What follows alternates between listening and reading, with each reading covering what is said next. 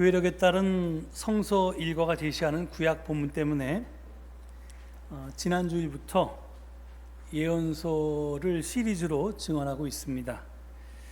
오늘과 다음 주일 본문은 호세아서입니다. 고민 끝에 증언 제목을 사랑밖엔 난 몰라 이렇게 정했습니다. 이 제목에 겹다운표가 붙어 있으니까 어디선가 인용했다는 뜻이겠죠? 예, 청년들은 잘 모를지도 모르는데 가수 심수봉 씨가 부른 노래의 제목입니다. 예, 그대 내 곁에 선 이렇게 시작합니다. 예, 제가 이 설교를 준비하면서 심수봉 씨가 부른 것, 그 다음에 누구더라? 그 소녀시대 태연인가? 하여튼 최근 그 어떤 젊은 여자 가수도 부른 것, 그리고 뭐 다른 사람이 여러 개 부른 게 들어봤는데 어떤 사람이 부른 걸 들으면 그냥 노래만 들어도 눈물이 막 나더라고요. 왜 그럴까? 그건 이제 나중에 제가 다른 설교에서 설명해야 되겠습니다. 근데 뭐 모든 사람의 노래에 다 눈물이 나는 건 아니었습니다. 하여간 그 유명한 노래가 그렇게 이 사랑 노래입니다. 제가 제목을 이렇게 정하는 까닭은 첫째는 이 어려운 예언서를 좀 쉽게 다가가게 하기 위해서이고요. 두 번째는 오늘 다룰 호세아가 사랑의 예언자로 잘 알려져 있기 때문입니다.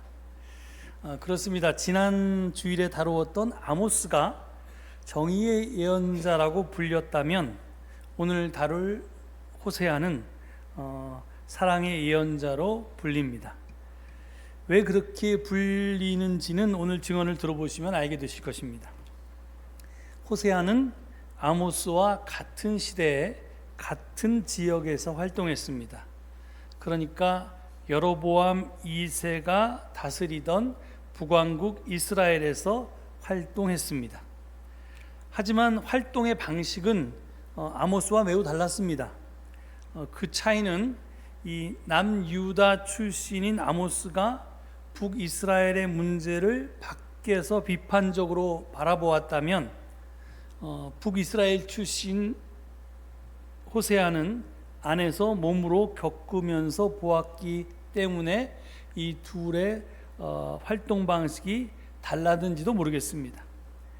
밖에서 객관적으로 보는 일도 중요하지만 겪어서 아는 일, 경험해서 아는 것도 매우 중요합니다. 그래서 호세아는 자기의 결혼 생활의 경험을 통해서 하나님의 뜻이 무엇인가 하는 것을 알게 된 예언자입니다. 호세아서 1장 2절을 보면요, 하나님은 호세아를 예언자로 부르시면서 다음과 같이 말씀하십니다. 너는 가서 음란한 여인과 결혼하여 음란한 자식을 낳아라. 이 나라가 주를 버리고 떠나서 음란하게 살고 있기 때문이다. 이 말씀을 받고 호세아는 고멜이라고 하는 이름의 바람둥이 여인을 자기 아내로 맞아들입니다. 고멜은 누구의 씨인지도 모르는 아이 셋을 낳았는데 주님께서는 그 아이들에게 각각 이스라엘, 그리고 로루마하마, 그 다음에 로암미, 화면에서 보듯이 이렇게 세 개의 이름을 지어주셨습니다. 아들, 딸, 아들 이렇게 이남일녀를 낳았는데요. 그런데 이 이름들은 각각 이스라엘에 대한 하나님의 심판 메시지를 담고 있습니다. 먼저 이스라엘은 하나님이 씨를 뿌리시다라는 뜻인데요. 그런데 그것만 나타내는 것이 아니라 이 피비린내 나는 땅을 가리키기도 합니다. 또 로루하마는 불쌍히 여김을 받지 못하는 딸이란 뜻입니다.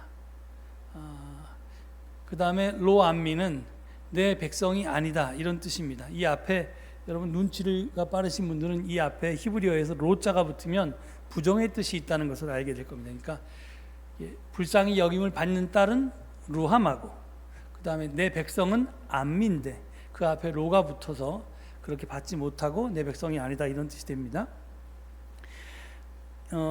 그러니까 이 각각의 이름들은 이스라엘이 도저히 하나님으로부터 용서받을 수 없는 큰 죄를 지었고 그 죄의 대가로 이제 곧 심판을 받게 되리라는 메시지를 담고 있습니다.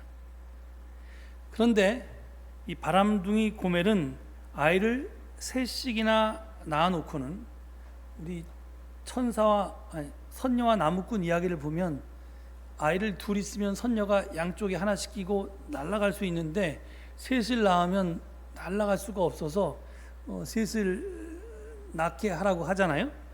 그런데 이 고멜은 이 선녀보다 더해서 아이를 셋씩이나 낳았는데 아이는 다 버리고 훌쩍 집을 나가 버렸습니다. 이유는 바알 신전에서 거룩한 여인으로 자리 잡기 위해서였습니다. 말이 좋아서 거룩한 여인이지 실상은 신전에서 목물 파는 신전 창녀였습니다. 일이 이 지경에 이르렀으니까 이제 남은 것은 부정한 아내 고멜을 율법에 따라 돌로 쳐 죽이거나 아니면 이혼 증서를 써주고 미련 없이 갈라서면 그만이었습니다.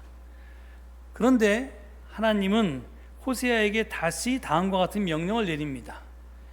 너는 다시 가서 다른 남자의 사랑을 받고 음녀가 된 그 여인을 사랑하여라.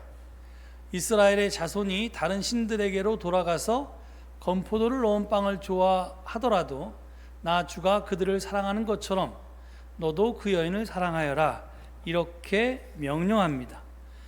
그래서 호세아는 은 15세겔과 보리 한 호멜 반을 가지고 가서 포주에게 주고 가출한 아내 고멜을 다시 집으로 데려옵니다.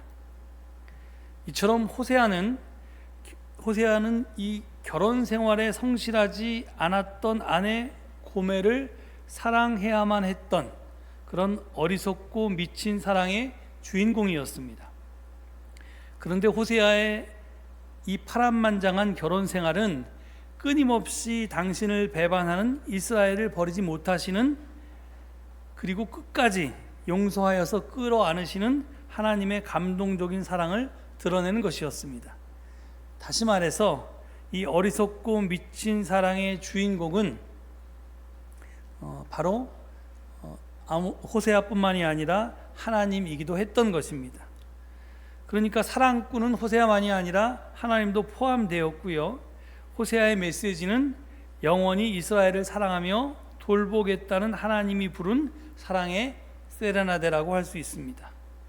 이게 호세아서 전체가 그런 이야기로 가득 차 있는데요. 그중 하나는 2장 19절 20절의 말씀입니다. 그때 내가 너를 영원히 아내로 맞아들이고 너에게 정의와 공평으로 대하고 너에게 변함없는 사랑과 긍휼을 보여주고 너를 아내로 삼겠다. 내가 너에게 성실한 마음으로 너와 결혼하겠다. 그러면 너는 나 주를 바로할 것이다. 이렇게 선포합니다. 이 2장에 나오는 말씀인데 하나님께서 이스라엘을 돌이켜서 다시 아내로 맞이하겠다는 그런 약속입니다. 이 같은 구절을 모니칸 목사님이 번역에 참여한 공동번역은 이렇게 번역했습니다. 너는 나와 약혼한 사이, 우리 사이는 영원히 변할 수 없다. 나의 약혼 선물은 정의와 공평, 한결같은 사랑과 뜨거운 애정이다. 진실도 나의 약혼 선물이다. 이것을 받고 나 야훼의 마음을 알아다오. 하나님이 이렇게 말씀합니다. 이 구절을 보면 하나님은 이스라엘 백성을 당신 아내로 맞아들이면서 귀한 선물을 준비하셨습니다. 그것은 정의와 공평, 변함없는 사랑과 긍휼, 그리고 성실한 마음입니다. 공동번역은 이것을 정의와 공평, 한결같은 사랑과 뜨거운 애정, 그리고 진실이라고 옮겼습니다. 영어 성경은 보통 이 단어들을 righteousness, justice, love, compassion, 그리고 faithfulness 이렇게 번역합니다. 이 단어들은, 이 5개의 단어는 세상에서 가장 아름다운 단어들이고요. 또 최상의 가치들 아닙니까? 이것이 우리를 향하신 하나님의 혼인 서약입니다. 그러니까 요한복음에서 하나님이 세상을 이처럼 사랑하사 이렇게 독생자를 주셨으니 이렇게 말하는데, 지금 호세아서를 통해서 하나님은 우리를 이처럼 사랑하신다, 이렇게 사랑 고백을 하고 계십니다. 하나님 사랑을 받기에 매우 부족한 우리를 위해서 하나님이 일방적으로 주시는 사랑의 맹세는 우리를 새로운 존재로 일으켜 세우는 힘이기도 합니다. 우리가 윽박지른다고, 자녀가 잘못할 때 우리가 윽박지거나 벌을 주거나 꾸지람을 한다고 그걸 통해서 사람이 변하지 않습니다. 그런 거는 사람을 변화시킬 수가 없습니다. 다함이 없는 사랑이야말로 변화의 씨앗입니다. 하나님의 사랑을 받은 사람들은 이제 하나님 안에서 살 뿐만이 아니라 하나님이 자기 속에서 살기를 원합니다. 그래서 그들의 삶의 우선순위를 하나님의 뜻에 맞추려고 노력합니다. 이것이 바로 20절이 말하는 너는 나 주를 바로 알 것이다 라고 하는 말의 의미입니다. 이제 하나님의 사랑을 깨달으면 그 사랑에 깨달아서 내가 하나님을 사랑하게 되고 또 하나님을 닮아가려고 하고 이제 그렇게 되는 것이 주를 바로 알게 되는 단계로 넘어간다는 겁니다. 그렇습니다. 힘이 아니라 사랑이 사람을 변화시킵니다. 이솝우와 해와 바람 이야기에서도 남자의 외투를 벗긴 것은 세찬 바람이 아니었습니다. 따스한 햇볕이지 않았습니까? 그래서 사도 바울도 고린도전서 1장 25절에서 하나님의 어리석음이 사람의 지혜보다 더 지혜롭고 하나님의 약함이 사람의 강함보다 더 강합니다. 이렇게 말했던 것입니다. 여기서 바울이 말한 하나님의 어리석음과 하나님의 약함은 다름 아닌 십자가의 사랑을 가리킵니다.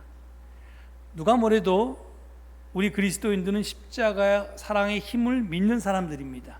그러니까 지는 게 이기는 것이고 손해보는 것 같지만 그것이 사실은 우리에게 유익이 되고 그리고 너도 살고 나도 살게 하는 그런 구원의 길이라는 것을 압니다.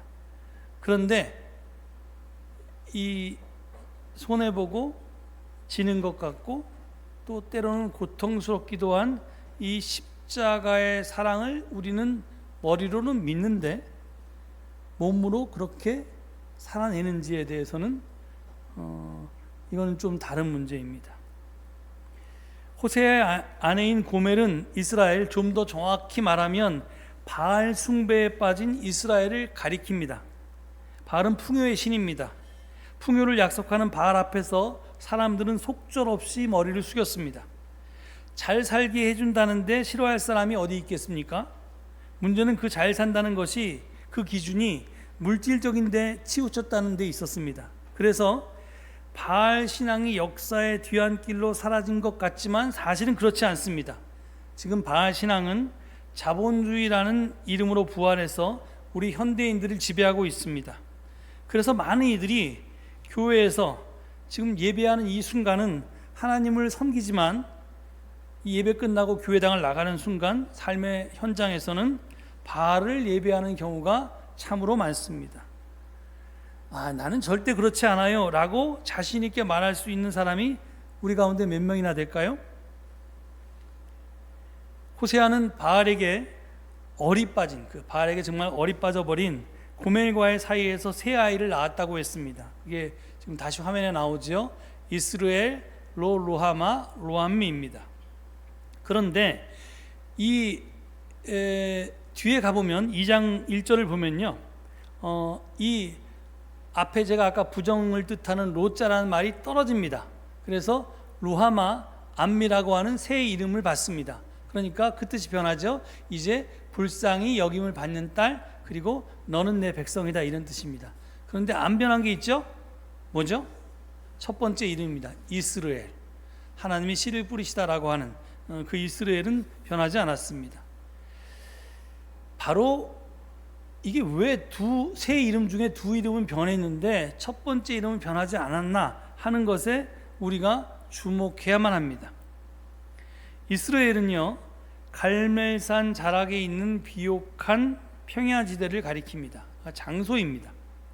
그런데 그곳은 피비린내 나는 역사의 소용돌이가 휩쓸고 간 곳이기도 합니다.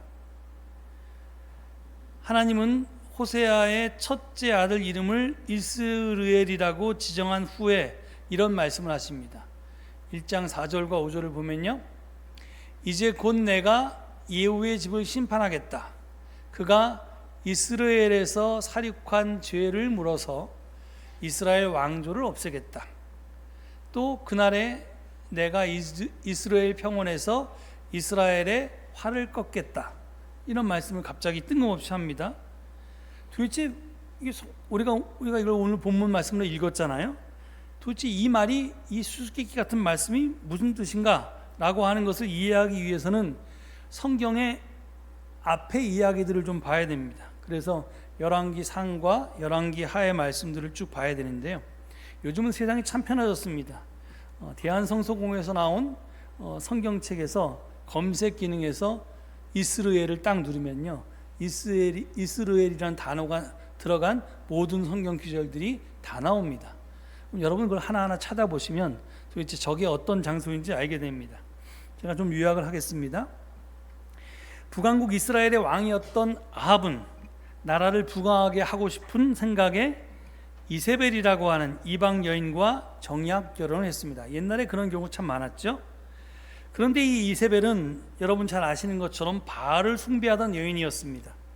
그래서 이스라엘 이 사람들은 이 이세벨을 통해서 바알을 섬기게 되고 바알을 예배하게 되었습니다. 이것을 보고 하나님의 예언자, 하나님의 사람 엘리야가 가만히 있을 수가 없죠. 하나님께서 그를 예언자로 택하시고 그를 떨쳐 일어나게 하십니다. 그래서 갈멜산 위에서 바알의 예언자들과 일대 결전을 벌이게 하고 대승을 거두게 하십니다. 엘리야는 그곳에서 칼로 바알과 아세라의 예언자 850명을 몰살했습니다. 그러니까 그리고 나서 잘 아시는 것처럼 막 비가 내리잖아요. 조금 있다 비가 내리니까 어떻게 했어요? 그게 이제 핏물이 막 흘렀겠죠. 그러니까 여태까지 와디라고 이제까지 마른 강바닥이었다가 이제 비가 내려서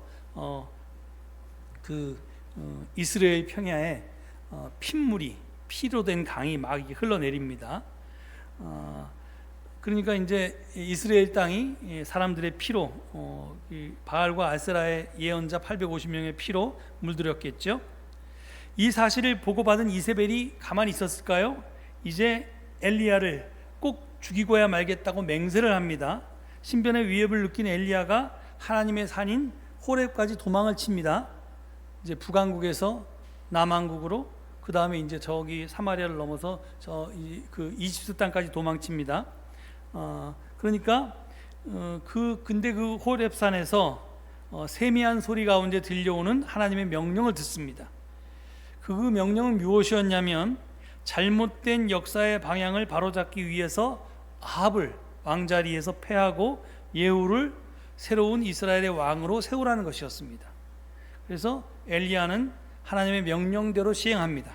이게 열왕기상 16장에서 19장에 나오는 이야기입니다. 그런데 이 예후가 여기선 이름만 거론됐는데 이스라엘의 역사 전면에 부상한 것은 여러분도 잘 아시는 나봇의 포도원 사건을 통해서였습니다. 이 나봇의 포도원이 어디에 있었냐면 이스라엘 평야의 땅에 있었습니다. 그러니까 그 이스라엘 땅에서 대를 이어가며 포도원을 갖고 온 나봇이라는 농부가 있었는데 불행하게도 그 포도원이 아합 왕의 마음을 사로잡았습니다. 먹음직하고 보암직했던 거죠. 그러니까 그걸 좀 지가 가져야겠다 이렇게 해서 아합이 나봇에게 그 포도원을 자기한테 넘기라고 이렇게 여러 가지 제안을 했는데 나봇은 왕의 청을 완강하게 거절했습니다. 그 때문에 아합은 화병이 날 지경이었습니다. 그랬더니 그 자초지동을 알게 된 이세벨은, 왕비 이세벨은 음모를 꾸며서 나봇을 공경에 빠뜨리고요, 사람들을 매수해서 나봇이 하나님과 임금님을 욕하였다라고 거짓 증언을 하게 합니다. 그래서 결국 나봇은 이세벨의 마술을 피하지 못하고 돌에 맞아서 죽습니다. 이제 땅은 있는데 땅의 주인은 없어졌습니다. 그러니까 연고자가 없는 땅은 왕에게 귀속된다는 법에 따라서 아합은 소원대로 포도원을 차지하고는 흐뭇해합니다. 당연히 그런 그의 행사를 하나님께서 좋게 보실 리 없겠죠. 그래서 하나님은 엘리야를 통해서 그와 그의 후손들이 비극적인 최후를 맞을 거라고 예고를 합니다. 열왕기상 21장에 나오는 이야기입니다. 이 예언을 성취한 사람이 바로 예후입니다. 아합 왕의 때는 아무 일이 없었고요. 아합 왕의 아들인 요람이 시리아와의 전쟁에서 상처를 입어서 그것을 치유하기 위해서 바로 이스라엘에 머물고 있을 때 예후가 구테타를 일으켜서 그를 죽여버립니다. 열왕기하 9장의 말씀입니다. 그러니까 지금 세 번 갈멜산에서의 대결 때 바알의 선지자들이 피를 흘린 곳, 그리고 나봇의 억울한 피를 흘린 곳, 그리고 요람 왕의 피가 흐른 곳이 바로 이스라엘입니다. 그러니까 그리고 또 예후는 왕이 된 후에 바알 신앙에 물든 사람들을 처단했습니다. 어쩌면 이런 예후의 행태는 호세아의 칭찬을 받아야 마땅했을 것입니다. 그런데 왜냐하면 호세아는 바알 신앙에 물들었던 백성들에게 돌아오라고 거듭해서 호소했으니 말입니다. 하지만 오늘 본문 4절을 보면 아까 저희가 읽은 구절이죠. 호세아는 바알 종교를 척결한 예후의 죄를 날카롭게 지적하고 있습니다. 이게 우리가 주목해야 할 것입니다. 왜 지금 하나님의 원수라고 할 수 있는 바알을 섬기는 사람들을 처단한 것이 하나님 보시기에 아름답지 않았을까요? 그것은 예후가 취한 방법이 하나님의 마음에 들지 않았기 때문일 것입니다. 예후의 혁명은 활과 칼 그리고 폭력과 살인으로 점철된 것이었습니다. 비록 바알 숭배자라고 할지라도 그 무지한 백성들을 무참하게 학살하는 예후의 방법은 하나님이 원하시던 것이 아니었습니다. 호세아서가 우리에게 말하는 것은 이것입니다. 하나님 신앙은 반대자들의 피로 얼룩지게 하는 것이 절대 아니라는 것입니다. 그러니까 예수의 이름으로, 하나님의 이름으로 적을 학살하는 것, 처단하는 것, 이거는 결코 하나님의 방법이 아닙니다. 지금 현대 이스라엘이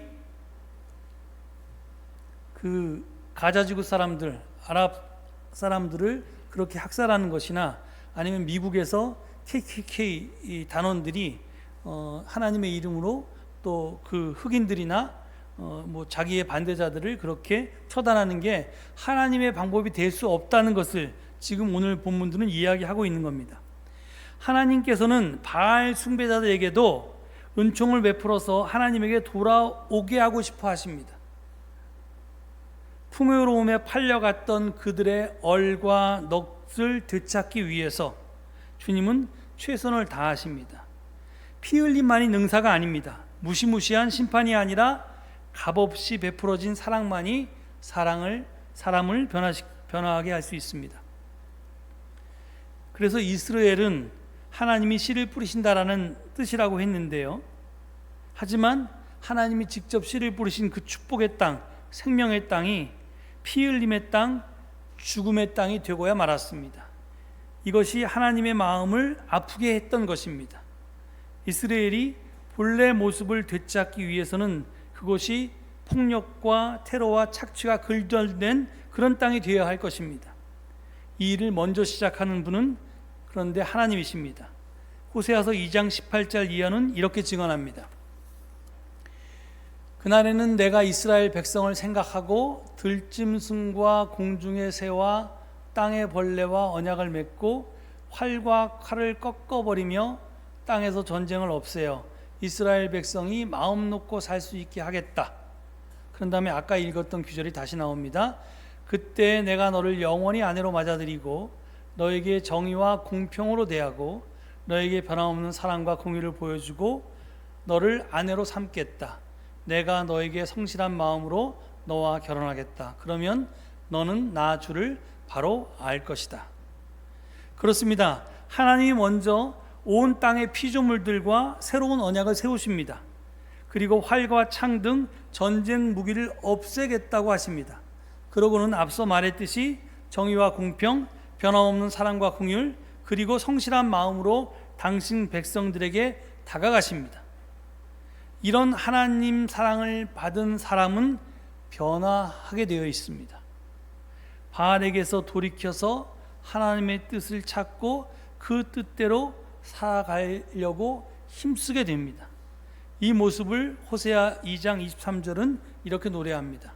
그때 내가 이스라엘을 이 땅에 심어서 아미, 즉 나의 백성으로 키우고 루하마를 사랑하여 루하마가 되게 할 것이다. 루암미에게 이제 너는 암미다, 즉 너는 나의 백성이 아니다 해서 나의 백성이다 이렇게 말하게 되고 하고, 내가 말하면 그가 나에게 주님은 나의 하나님이십니다 하고 대답할 것이다, 이렇게 됩니다. 지금 오늘 호세아서 1장에서 3장까지의 말씀들을 대충 봤는데요, 이렇게 지금 하나님께서는 늘 당신을 배반하고 당신의 길을 버리고 바알의 길을 쫓아 살았던 이스라엘에게 심판의 방법이 아니라 사랑의 방법으로 그들을 돌이켜서 다시 당신 자녀 되게 하신다는 것입니다. 우리가 믿는 하나님은 창조주이십니다. 그분이 태초에 만물을 창조하시고 보시니 참 좋다고 하셨습니다. 그러니까 창조 세계는 온전했던 것입니다. 조화롭고 평화로웠습니다. 그런데 인간의 죄가 그 온전했던 창조 세계를 망가뜨렸습니다. 풍요와 편리만 좇는 바알 신앙이 생명과 평화의 땅을 죽음과 경쟁의 땅으로 만들어 버렸습니다. 이제 우리가 그 땅을 온전하게 회복해야 하는데 그 방법은 다름 아닌 사랑이어야 한다고 그렇게 말씀합니다. 왜냐하면 이걸 다시 살려내지 않으면 우리는 기후재난으로 다 죽게 되었기 때문입니다. 제가 주일마다 설교를 이렇게 마지막 마무리하기 위해서 새벽 3시에 일어나는데 제가 오늘 아침에 깜짝 놀랐습니다. 새벽 3시에 일어났는데도 정말 후끈후끈한 열기가 창 밖에서부터 불어 들어왔습니다. 어떻게 살지요? 29도였는데요. 이게 밤 새벽 3시, 4시에 기온이 29도면 또 낮에 그래서 우리 체온보다 높은 36.5도를 넘어서면 이게 어떻게 살아가나 이런 걱정인데, 정말 죽지 않으려면 세계를 구원하려면 우리가 정말 이 기후위기 비상행동에 나서야 됩니다. 제가 지난주에 WCC가 기후정의행동 에큐메니컬 10년 운동을 시작했다고 하지 않았습니까? 그런데 시작하면서 거기 WCC의 관계자가 이런 말을 했답니다. 이 운동은 사랑이 있는 사람만이 끝까지 할 수 있습니다, 이렇게 얘기했답니다. 하나님을 사랑하는 자, 하나님의 창조 세계를 사랑하는 자,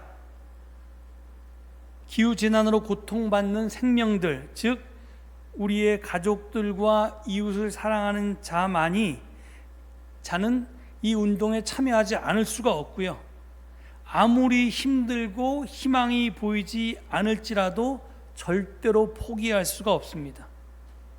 왜? 나는 이렇게 살다 죽어도 되지만 내 아들, 내 손자, 손녀 이 세상에서 살게 할 수 없기 때문입니다. 내가 저리로 놓은, 그러니까 내가 쌓아놓은 오물은 내가 치워야지 내 아들 때 손녀 때까지 이렇게 할 수가 없습니다. 그들을 진짜로 사랑한다면 이 행동에 나서지 않을 수가 없다는 겁니다. 사랑은 영원하고요, 다함이 없기 때문에 우리는 포기할 수가 없습니다. 하나님의 사랑을 받은 여러분, 이제 그 사랑에 응답해서 예후의 방법이 아니라 하나님의 방법으로 죽음의 땅으로 변한 이스라엘을, 이 창조 세계를 다시 온전하게 하는 일에 함께 나섰을 수 있기를 바랍니다. 우리는 이 일을 위해 부름받은 하나님의 사람들이기 때문입니다. 이 말씀 되새기시면서 잠시 침묵 가운데 기도하시겠습니다.